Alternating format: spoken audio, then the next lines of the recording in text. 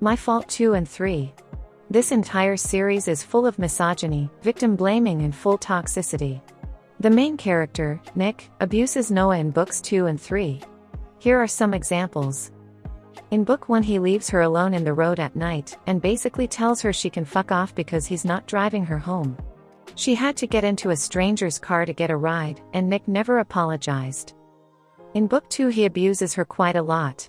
There is a scene where a random girl at a party kisses Noah. She didn't want to be kissed and pushed the girl immediately, and Nick blames Noah and angry fucks her in the bathroom. Even though Noah is visibly upset about all of this and her consent is dubious, she literally ends up crying.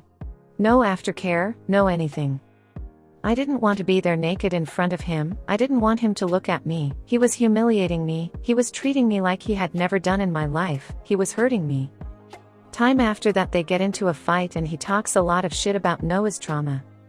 Then I felt him from behind. He grabbed me around the waist and the next thing I know my back was hitting the car and he was holding my face in one of his hands.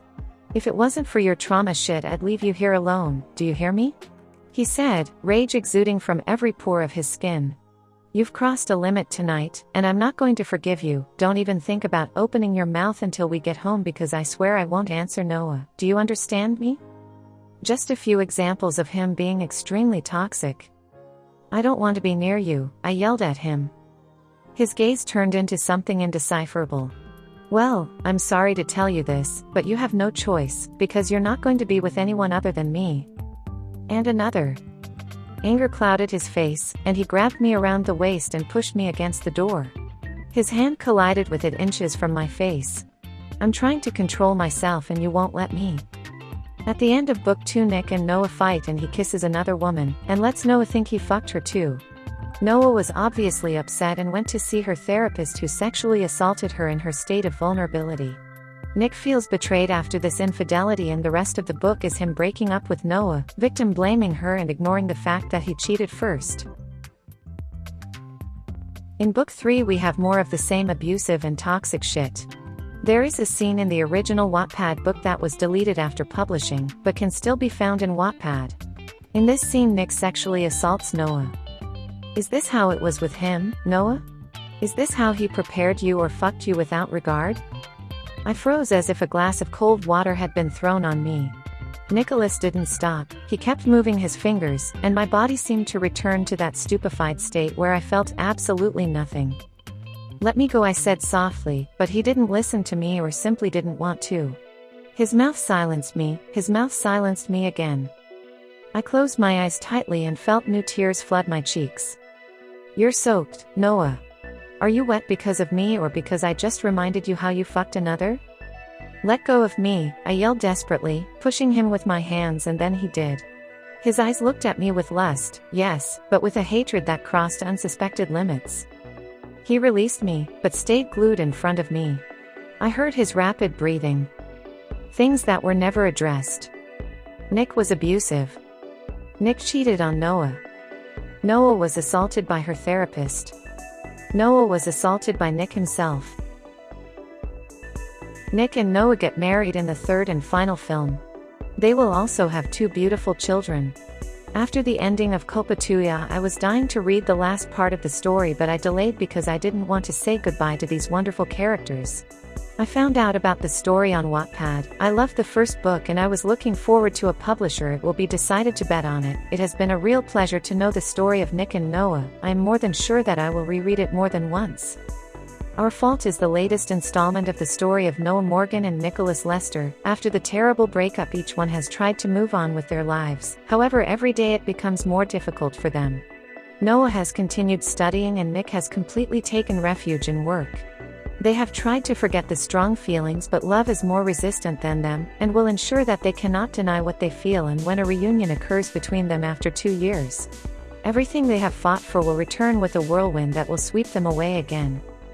It has been a really hard year for both of them. Noah has taken refuge in herself and has put aside the joy that characterized her to become a desolate and lost person who is not clear about what path she wants to take in her life. On the other hand, Nick has suffered a great blow in his life, something that he would never have thought about, and that has led him to once again become that cold, distant boy, although he has undergone a radical change and has become a perfect businessman. The reunion will occur when they have to attend Jenna and Lion's wedding. Everything they had advanced after their breakup will turn against them, since when their eyes meet they will show them that feelings as strong as theirs are never forgotten. This book is narrated by Noah Morgan and Nicholas Leister. As happens in the previous installments, they intersperse to tell us their story, something that I cannot be more grateful to the author, because it is a true pleasure to know at all times what is going through each person's head. One of them. We find a book of 444 pages, divided into a prologue, 60 chapters and an epilogue. The story is divided into 3 parts and the chapters are of variable length, some are shorter and others longer. Don't be scared by the pages, because I already told you that this story is addictive as hell. It was like starting it and not being able to detach myself from it, because the feelings are so raw that you want so much to know what will happen next that you can't even stop to breathe. And if you thought that this book was going to focus only on the story of her love, you are wrong, because it has a small part of intrigue that will leave you amazed. Regarding the characters, although I like Noah, Nick has already completely stolen my heart. He has undergone a great evolution and has completely won me over, and he has transmitted so much to me with his words. Noah. Our female protagonist is disoriented. She has lost the strength that characterized her in the previous installments. The mistake she made has marked her deeply, and although she tries, she cannot completely overcome it, and furthermore, she still has certain things that she carries from the past and that she has not yet been able to overcome. I liked her a lot, but it is true that I have felt a huge desire to say 4 things to her, because she has broken my heart. Oh Noah, how you made me suffer. Of course, later I have seen certain details that have ended up making me like her again, and seeing how she advances on her path, and accepts her mistakes and finally finds happiness, although the path was difficult, has been totally worth following. Anticipations to come. The video trailer is in Italian with subtitles in all languages. Remember to press the CC button at the top of the video and choose the subtitle language as well. Go! Good vision! On YouTube, the YouTuber, Giulia Segreti, who became famous for her voice, lets you discover the world of Bridgerton by reciting the most important parts of the book with her voice.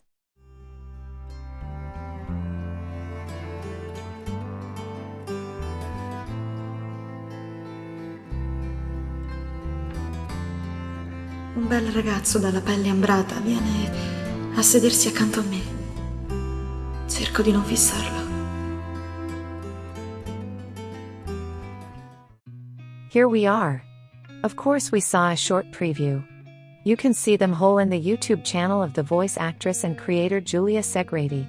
She is a voice actress and actress. With her voice it brings strong emotions. She is Italian. In her videos you can also activate all the subtitles. Just go to the YouTube video options and then choose the language. We talked to Giulia. She uses her own voice in an innovative and particular way. È vero, non hai avuto un buon esempio, ma hai imparato a mie spese che dagli errori si impara e si diventa persone migliori.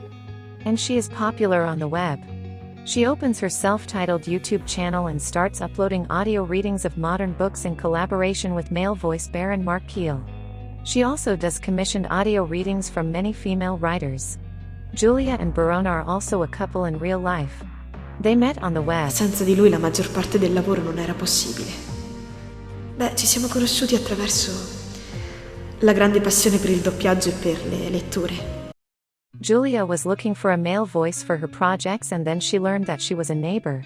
You have dubbed some important films and participated in various famous Italian TV programs. Giulia is also a Spotify artist. She realizes with her voice covers of her recited. She's a writer. She has acted in the theater in various shows and fairs. For some years she was also the speaker on the radio, and currently she is the voice of important radio commercials. Her voice is also on Audible. In fact, she also makes audiobooks. In short, she does many things in one day. She likes to tease with her voice and has managed to work with her voice. She loves animals. She loves being with her boyfriend. It's hard to sum up her life. I suggest you visit her YouTube channel. There you can hear and see her work, while her private life and her other passions can be seen on Instagram. Io, insieme a voi, ho una lunga strada da percorrere. E mentre percorriamo insieme questa strada, altre persone si uniranno.